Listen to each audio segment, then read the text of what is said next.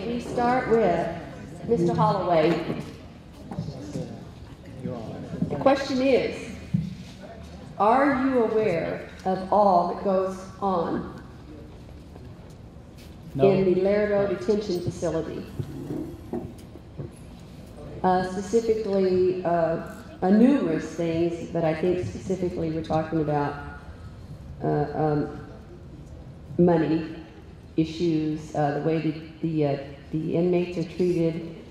Are you aware of anything at all that goes on out of the detention facility?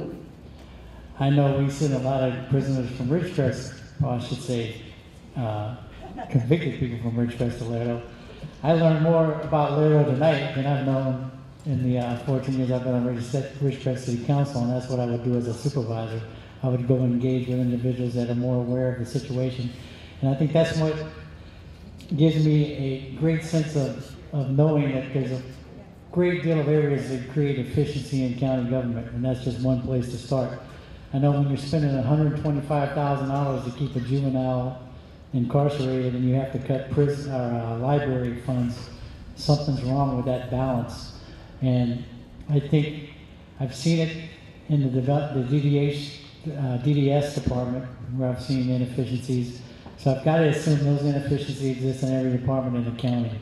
And that's one of the reasons I think that there are models out there, not only in the private sector, but in the public sector where we can follow. Part of it's the union problem, where we've gone out of our way to protect the employees so much that we've discouraged them from having any ingenuity or any motivation to create and alert us to waste, fraud, and abuse. And I think that's happening not only out of Laredo, but I think it's happening in a lot of agencies of the county system. Man. Right on time, Mr. Ashburn.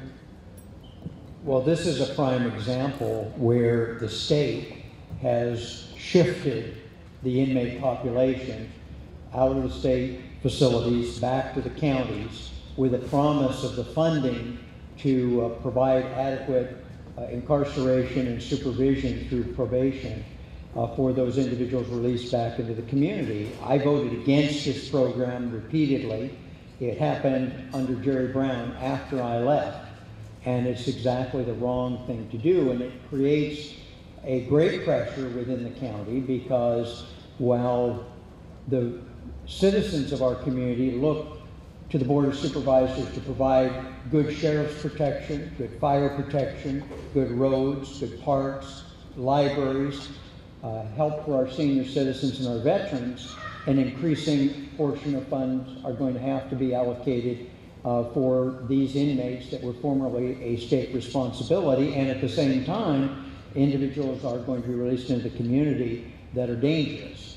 The most important function of our local government is to assure that innocent people are protected against dangerous people. And it's a very big responsibility and a big challenge that we're going to face going forward. Thank you. Ms. Escudero.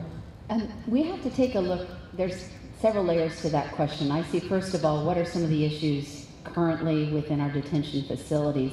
And I do think that some of these things could be solved with a huge amount of transparency. I don't have a problem with having cameras in the jails, not only watching the inmates, but watching the detention deputies themselves. We know there's a problem with cell phones coming in, and there's suspicion that some of these are being brought in by the officers themselves, and that's sad. But instead of saying, fine, we'll be transparent, we don't mind going through searches, the unions fight it because they say it's an invasion of the deputies' privacy.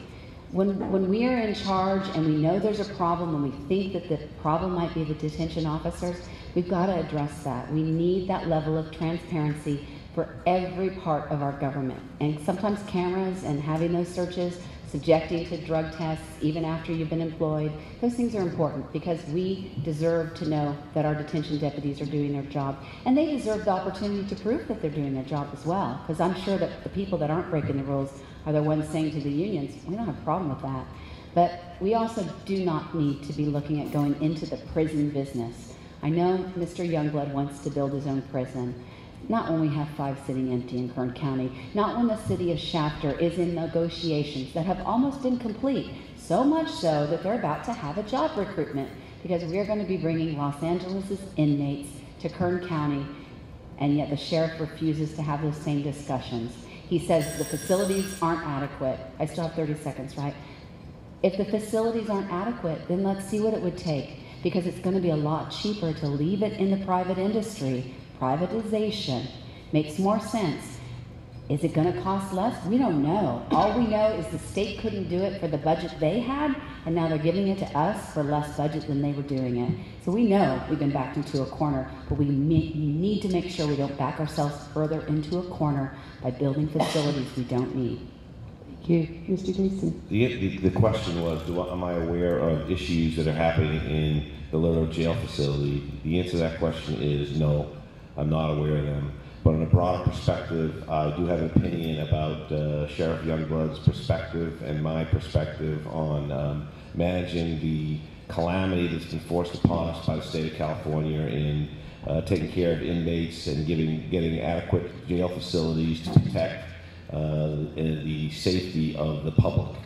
And so I believe that programs that would support minimizing the impact in the jails, getting the right bed space requirements that the sheriff requires is an imperative, and that we need to, I think the first and foremost responsibility that I would have as county supervisor is ensuring the safety of the public, and that means taking care of those inmates.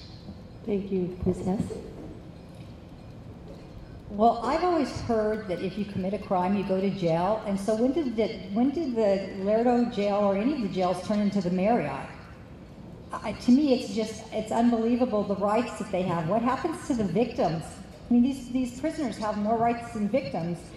What I would like to say is, I actually wondered, because I do know that Shafter and Delano, they're negotiating with LA to bring prisoners up here. My understanding is that the reason they're not doing that at Lerdo is because they want to keep those beds open for federal prisons, because apparently they get more money per federal prisoner.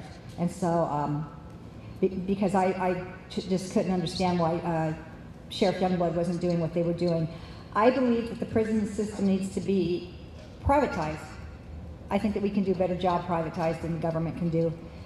And you're right, the state shifted prisons to the counties, and they said they were going to give money. I don't believe that there was any promise of how much money, and if I remember correctly, I could be wrong, I think it's 50% of what they were spending at the state level.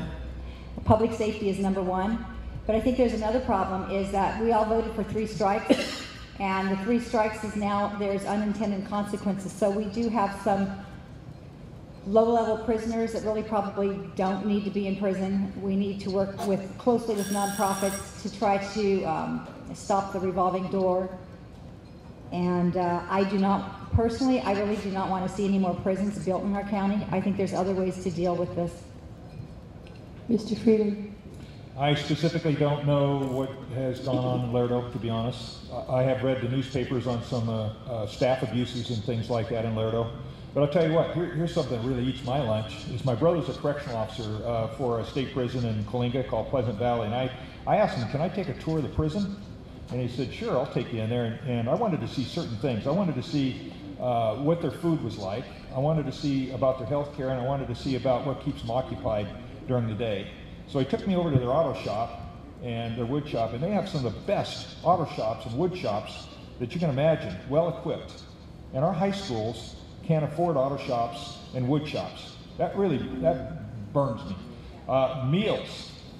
He took me into the kitchen. It's a huge kitchen, and though the inmates help prepare the meals and stuff, very healthy and nutritious meals, and plenty of it.